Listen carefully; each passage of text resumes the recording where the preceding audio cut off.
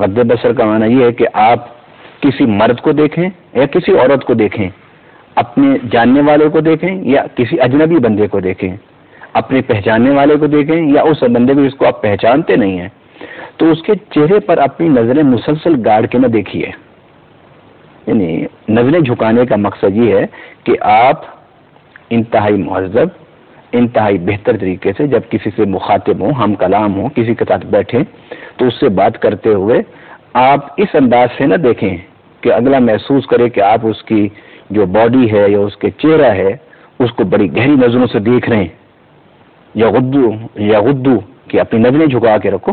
اس سے یہ مقصد ہے کیونکہ اگر کوئی مجھے یا میں کسی کو پورے نظروں کے ساتھ، پوری توجہ کے ساتھ، خواہ وہ مرد ہو، خواہ وہ عورت ہو، خواہ وہ بچہ ہو، خواہ وہ بوڑھا ہو، جب دیکھیں گے تو اس سے جس کو ہم دیکھ رہے ہیں اس سے اس کو ایک کنفیوژن سی پیدا ہوتی ہے کہ یہ بندہ اس طریقے سے مجھے کیوں دیکھ رہا ہے. اور یہ کنفیوژن جو کریٹ ہوتی ہے یہ صرف عورتوں میں نہیں، اگر آپ کسی مرد کو بھی اس نظر سے دیکھیں گے تو وہ بھی ہیزیٹیشن کا شکار ہوگا.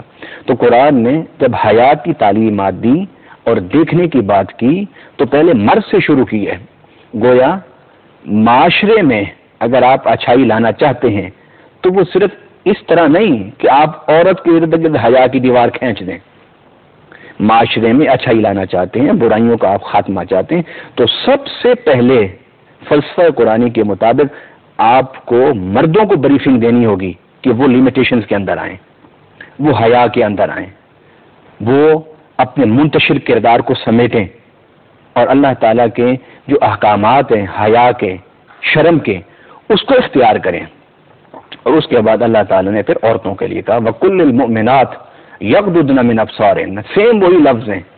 اے نبی صلی اللہ علیہ وسلم آپ مومن عورتوں سے بھی کہہ دیجئے کہ وہ اپنی نظروں کو جھکا کے رکھیں. علامہ صاحب مردوں کی بھی بات ہوئی، عورتوں کی بھی بات آپ نے فرمائی، لیکن ایسا ہے کہ وہ کون سے اشخاص ہیں؟ عورت نے مختلف کردار اپنی زندگی کے ادا کرنے کے لیے گھر سے باہر بھی نکلنا ہے، اس کا پردہ جو ہے وہ کن لوگوں سے ضروری ہے کہ وہ کون سی شخصیات ہیں؟ وہ باہر کے لوگ ہیں کیا، یا گھر کے بھی کچھ افراد ہیں جن سے اس کو اپنے آپ کو چھپا کے رکھنا ہے، اپنے آپ کو پردے میں رکھنا ہے؟ میں اسی بات کی طرف آ رہا ہوں کہ ہمارے اس پروگرام کا جو بنیادی خاکہ ہے جس پر پردے کے سارے مسائل کو سمجھنے میں آسانی ہوگی وہ یہ ہے کہ پردے کا تعین کرنا ہے. تو قرآن پاک میں اللہ تعالی نے تعین فرمایا ہے اسی آیت میں قُلِ الْمُؤْمِنَاتُ يَغْضُضْنَ مِنْ أَبْصَارِهِنَّ وَيَحْفَظْنَ فُرُوجَهُنَّ وَلَا يُبْدِينَ زِينَتَهُنَّ إِلَّا مَا ظَهَرَ مِنْهَا وَلْيَضْرِبْنَ بِخُمُرِهِنَّ عَلَى جُيُوبِهِنَّ. قرآن پاک میں فرمایا کہ ان مومن عورتوں سے کہو کہ اپنی نظروں کو جھکا کے رکھیں. صرف عورتوں کے لیے نہیں، وہ پہلے مردوں کو دیا گیا ہے. مطلب پہلے مردوں کو پھر عورتوں کی باری. اس لیے کہ جہاں مرد قوانین بنانے والے ہوتے ہیں وہ اپنے تحفظ کے لیے قانون بناتے ہیں، اور جہاں عورتیں قوانین بنانے والی ہوتی ہیں وہ اپنے تحفظ کے لیے قوانین بناتی ہیں. یہ جو اسلامی مملکت ہوتی ہے اس میں قانون اللہ بناتا ہے اور اللہ کی نظر میں مرد ہو یا عورت وہ برابر ہے. تو اس لیے پہلے مردوں کو حیا کا پابند کیا گیا، پھر عورتوں سے بات شروع کی گئی. اب آگے قرآن نے کہا ہے کہ آپ لوگ کیا کریں وَلَا يُبْدِينَ زِينَتَهُنَّ کہ اپنی زینت کو ظاہر نہ کریں. یہاں سے پردے کی بات شروع ہو رہی ہے. إِلَّا مَا ظَهَرَ مِنْهَا مگر وہ جو اللہ نے ظاہر کر دی. اب اس پر میں ایک بنیادی تصور دینا چاہتا ہوں تاکہ پردے کے حوالے سے جو الجھنیں ہیں وہ واضح ہو جائیں اور ختم ہو جائیں. مثلا اس پر ہم قرآن کی اس آیت پر ہم رائے لیں گے مفسرین کرام سے، ہم رائے لیں گے محدثین سے، ہم رائے لیں گے ائمہ فقہا سے. اب قرآن کی یہ جو آیت ہے وَلَا يُبْدِينَ زِينَتَهُنَّ کہ ان عورتوں سے کہو کہ اپنی زینت کو ظاہر نہ کریں. اب اس میں کون سی چیز زینت میں ہے جس کو ظاہر نہیں کرنا؟ آگے فرمایا إِلَّا مَا ظَهَرَ مِنْهَا مگر وہ جو اس میں سے ظاہر ہو گئی. وَلْيَضْرِبْنَ بِخُمُرِهِنَّ عَلَى جُيُوبِهِنَّ انہیں چاہیے کہ اپنی جو اوڑھنی ہیں انہیں اپنی چھاتی پر ڈال لیں، اپنے سینے پر ڈال لیں. یہاں تو قرآن نے بات کی. اب سوال یہ پیدا ہوتا ہے کہ عورت جب گھر سے باہر نکلے تو وہ اس کے لیے کون کون سی چیز چھپانا ضروری ہے اپنے جسم میں سے.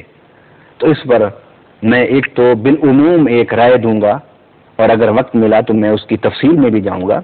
بالعموم محدثین، مفسرین کرام، ائمہ فقہا، ان سب نے لکھا ہے کہ عورت جو ہے وہ اپنے چہرے کو، اپنے ہاتھوں کو، اپنے پاؤں، اس کو ظاہر کر سکتی ہے.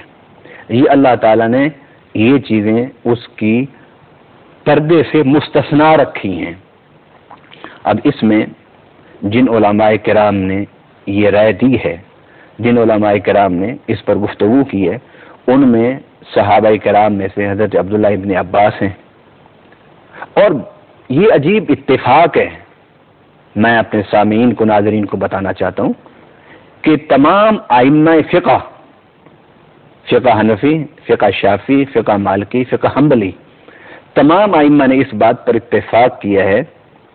اور امام فخر الدین رازی رحمۃ اللہ علیہ نے اس کی وضاحت لکھی ہے، اور امام قاضی ایاز رحمۃ اللہ علیہ نے اس پر بڑی ڈیٹیل سے لکھا ہے.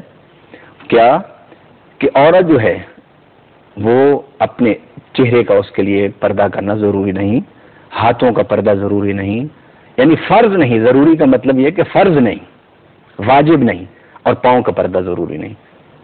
وہ اپنے باقی جسم کو ڈھانپے، اپنے سر پر دوپٹہ ڈالے، اپنے سینے کو جب گھر سے باہر نکلے تو اس کو چھپائے.